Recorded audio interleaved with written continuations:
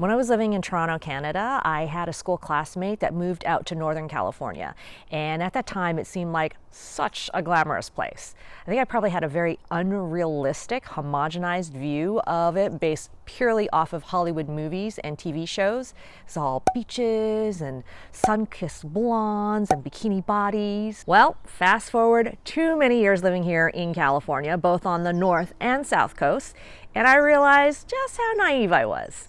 So just for fun, and as a PSA, in this video we're going to debunk or confirm some of the more popular California stereotypes. And a caveat, these are totally from my perspective.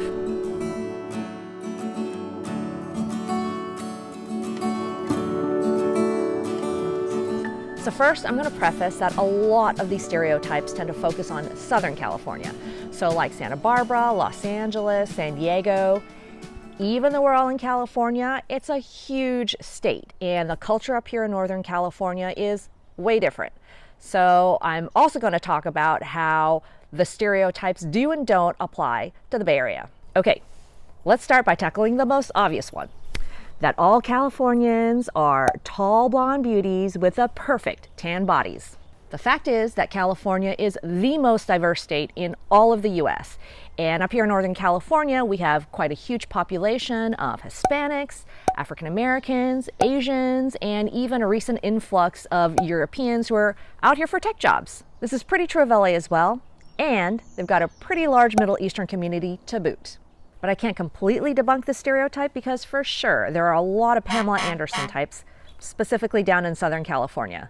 The entertainment industry tends to draw a lot of good-looking people who fully embrace that LA lifestyle and adopt a Cali persona. And San Diego is much more Caucasian and has a pretty strong California surf culture.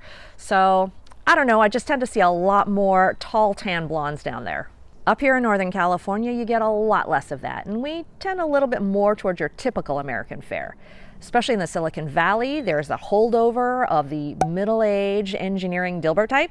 In San Francisco, they tend a lot younger and more urban, so there are a lot of tech bros and hipsters. While we're on the topic of good-looking people, another really popular stereotype is that Californians love their plastic surgery, both men and women. Okay, that one is real.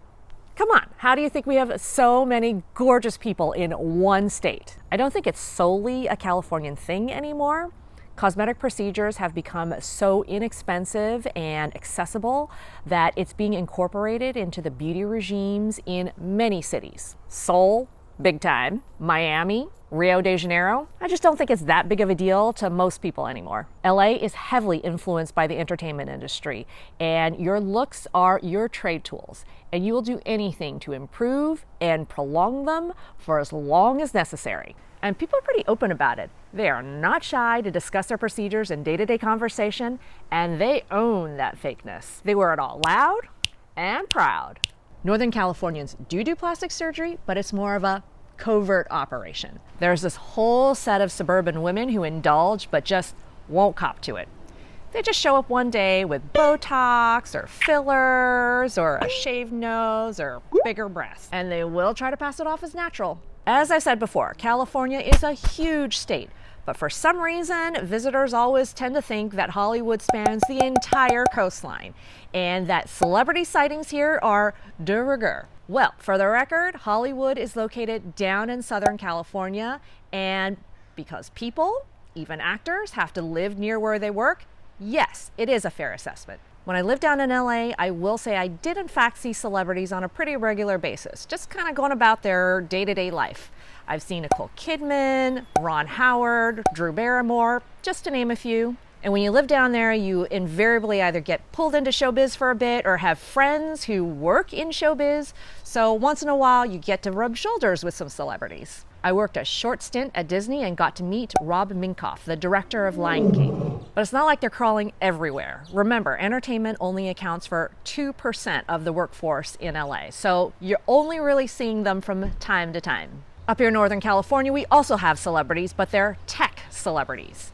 We also see them at restaurants, at the gym, at our kids' school events, but because people really just don't give a fart, it's really not that interesting.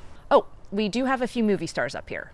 Michelle Pfeiffer, Sean Penn, But unless you're hanging out in their upscale neighborhoods, you're probably not as likely to see them. Maybe it was because of the 60 song Surfing USA, but it's a popular stereotype that all Californians know how to surf. And we paddle out every morning before we hit our 9 to 5 as marine biologists. Thanks, Shailene Woodley and Big Little Eyes. That's probably a gross exaggeration, as most Californians have never touched a surfboard in their life. But where there's surf, there's definitely a subculture of surfers. And they're mostly concentrated in the beach areas, starting with Stinson Beach up north, all the way down through Half Moon Bay, Santa Cruz, Santa Barbara, Malibu, Santa Monica, Redondo, Manhattan Beach, Orange County, and down to San Diego in the south. Interestingly, within California, there's this notion that there's no surf culture in Northern California because the water's too cold for swimming. But that's totally not the case. In fact, the two biggest surf companies, O'Neill and Santa Cruz, originated up here, and we host the biggest surfing competition, Mavericks, in Half Moon Bay every year. Fun personal observation, most of the surfers that I know are pretty athletic, free-spirited, and earthy, so not much of the stereotype is pretty true. Another common stereotype is that all Californians are bleeding heart liberals. And while it is factually correct that San Francisco is the most progressive city in the US, with LA not too far behind, the title for most liberal state actually goes to Massachusetts. We are a blue state, although we're a lot more mixed than our reputation would lead people to believe. Up here in Northern California, there are pockets of the East Bay which are staunchly conservative, while down in Southern California, you've got the Valley, Orange County, and San Diego that always vote red. San Diego mostly because of the heavy military presence there. And don't forget that 2 governors ago, we had Arnold Schwarzenegger, who was a Republican, and Ronald Reagan came from here too. In general, up here in Northern California, we feel that liberal bent just a little bit more because we tend to be more political overall, and we have a long history of activism. Whereas when I lived down in Southern California, the average person really didn't give a crap about labels and politics. Same with San Diego. Although the last 4 years have been really interesting, since I think in general the US has had this very heightened awareness of partisanship. And I've definitely felt it as I've moved through the state. So hand in hand with that liberal leaning, we're also seen as flighty new age hippies, which I'm sure comes from some combination of Haight-Ashbury's Summer of Love, Venice Beach, and Steve Jobs. These are people who are really into crystals and karmic energy, doing yoga and eating vegan. Okay, moment of honesty. I actually went through a new age phase right when I graduated from college in LA. I was working for a Whole Foods company, was really into the holistic food scene, Eastern medicine, and negative ions. I'm actually still kind of boho. We do have New Ageism here in California, but just like surfers, it's more of a subculture. Think high school. You've got your jocks, your nerds, your theater geeks, kind of like that. I think New Ageism is definitely more of an LA construct, but that doesn't mean we don't see it up here in Northern California too. I mean, Steve Jobs was the biggest practitioner of New Ageism up here in Silicon Valley, but I think Northern Californians more identify with this idea of the modern hippie. Specifically, San Francisco and Berkeley were the centers of first the beatnik movement in the 50s and then the hippies in the 60s.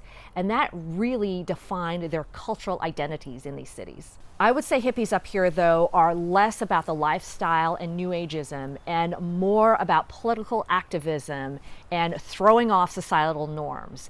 They're anti-materialistic, anti-conformist, and all about community equality. Up here, that's what we would consider to be the true hippies. Although sadly, because they don't really care about money, they're being priced out of the city. What we have here instead now are hipsters, which are something completely different. They're almost kind of faux hippies, which I know some of you hipsters out there are going to take issues with. I'm a faux hipster, and while some of the ideals between hippies and hipsters are kind of the same, hipsters tend to be more individualistic and are focused on lifestyle rather than making some type of a social or political statement. I don't know. If you're a hipster, let me know if I captured that correctly. So, here's one final stereotype for our list. Californians are super laid back. We're happy-go-lucky and we spend all day hanging out. smoking, surfing, doing yoga. God knows how anybody thinks that we're gonna make enough money to survive, given that we live in a place with one of the highest costs of living in the US. So yeah, that's pretty much debunked. I would say the most balanced city in California is San Diego. For sure, the people are pretty friendly and relaxed. Oh yeah, and Santa Barbara too. But in LA and San Francisco, people are hustling. All my actor and showbiz friends when I lived down in LA used to work around the clock. During the day, they would have their acting gigs, their workshopping and auditions, and at night, they would bartend, waitress, do service jobs to make money and survive. And then outside of showbiz, LA's got some other pretty intense industries like aerospace and biotech, where you're not slacking. Up here in the Bay Area, tech drives this crazy work pace.